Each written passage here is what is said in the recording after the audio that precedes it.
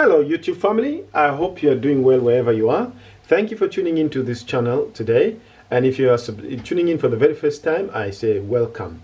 And don't forget to subscribe to the channel and give a like, share the video, leave a comment, and also press the bell icon for more notifications. Today I have somebody, a fellow Zambian from Zambia, who's come to live in the UK, and I just want to interview him and hear what his views are, why he came to this country, and just to get inspiration from him. So his name is Kevin Piri, and he has a YouTube channel. If you subscribe to his channel as well, you can find Kevin Piri on YouTube. So this is Kevin. Hello Kevin. Hi everybody, and thank you very much for having me. Yeah. Thank you. Kevin, I just want to get some information from you that's going to inspire our viewers. That's right. How you happen to find yourself in the UK and what brought you here? Okay, all right. Right. It's kind of a journey of about 20 years. So I've been in the diaspora for about 21 years. Professionally, I am a chartered construction manager, chartered builder, you would say, with CIOB, and so I'm a quantity surveyor working in the construction industry. And I started my career in Zambia, and over the period I worked in Zambia itself on the Copper Belt, and then went to Botswana, South Africa with one of the big construction companies there, and I was recruited by a company in the UK to come to the UK, and that's some 15 years ago, and that's how I found myself in the UK. Fantastic. It's been a great journey then. Yes. So you are a specialist in surveying, in building, construction. I would say I would say I am a quantity surveyor. A quantity surveyor. I would say construction management and all that bits and pieces. Commercial part of quantity survey of building. That's what I do. Yes. So now, having lived in this country for 15 years, yes, what is your vision for your country, Zambia? Right. Now, I've shared this on my YouTube channel where I've said when I left Zambia at the beginning, when I was going to Botswana, I said I'm not going to go back to Zambia. Yeah. But over the period of time, I've actually come to realize that there is no place like home. And now, let me hold you just there. What caused you to realize that? Right. Now, first and foremost, when you walk around, you don't see abantu abakupala abengi ngawayisa mono watiri mukati wako isoko. So ngawamona, if like for instance I meet somebody like you, I feel like at home. I've met somebody. Okay. So there's always that you miss that fellowship with the abantu abakuchalo kumwezu. So over the period of time, I've actually realized, like I said, there's no place like home. Yeah. The reason why I actually left was obviously looking for greener pastures, and actually, when you look at in the 80s, Twalitambaba dynasty and all these other, when we look at the West, we're thinking that's where life is. Yeah. When you think of Kula Ponte. So now I came up here, and so in my heart I was like, let me go and see.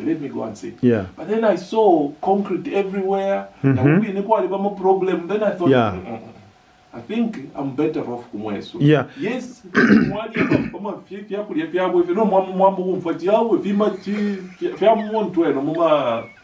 Factory. So we need to eat GMOs. You're making me laugh. Like those those are the things that are proper and proper food. Organic foods. Organic foods. Yes. So in other words, yes, you've missed home. I've missed home. You missed the foods, because they're organic foods. Yes. And Yes. So I'm glad you're saying there's no place like home. Yes. So how many years do you intend to live in this country before you finally say you want to go and stay home? Okay. I think the idea is starting slowly. And yes, I think my journey going back home possibly maybe started 18 years ago when we bought the first piece of land. And we built a house there. Yes. 3-4 years ago, we built some flats. Okay. And then because of COVID, when COVID came, I actually now started thinking seriously about going back home. And I think in the last 2 years, we were able to buy a piece of land, about 5 hectares. Yes. And another piece of land which is high cost. 35 by 60, and we bought, which I've shared on my YouTube tab, in Lusaka. Okay. Yeah. So I seriously now started thinking I need to start doing that, but it has to be a gradual process. A gradual thing. We have a young, our son who is about 8 years. Okay. The 2 girls are finished working. One is finishing her A-levels. So they are okay, but then the young one, we need him to basically go through that life. But while we are doing that, we want to try and intensify our commitment to the projects that we have back home. Okay. Yeah, so that when we decide and say, let's go, we have things happen. In place. Yes. So what would you tell our viewers? What kind of encouragement would you encourage the viewers who are watching this about returning back home to Africa, to Zambia? The first thing is being honest with yourself. Yes. When you look around and do you miss home? Yeah. Or are you happy where you are? And the second thing is, it doesn't matter, because you can actually say to yourself, it's never too late. Yes. You can start anytime, and whatever you do, buy land. And I'm sure you've heard a lot of people coming into Africa, the Chinese and all that, they are buying loads and loads of land. Yes. Why?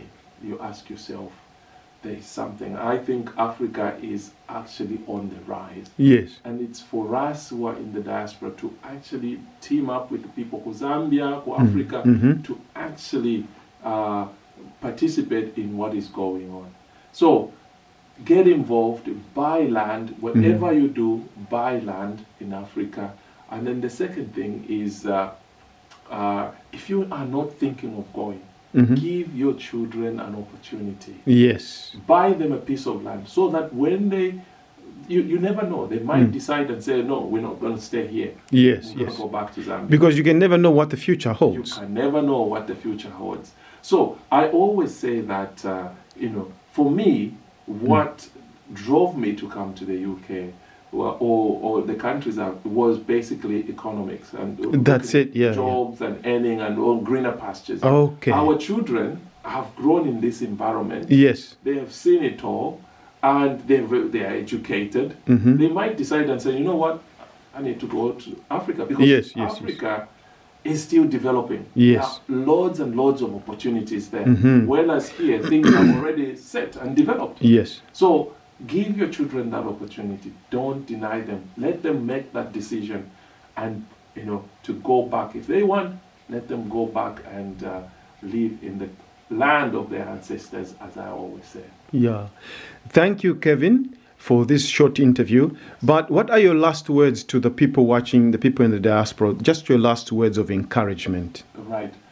What I would say is, again, I would just repeat, look at Africa. Africa is the next big thing. Yeah. And, whatever you do, whether you look at yourself and say, oh, I don't have money, how am I going to do? You hear all these figures that people will throw and say, it costed me so many pounds. Construction, you can never construct a whole house in one day. Yes. Even buying one pocket of cement will go a long way. Exactly. And I think I will encourage the people in Zambia as well. Please try and invest in building your own house. Buy a pocket of cement every day if you can. Yes, and you'll be amazed how far that will take you.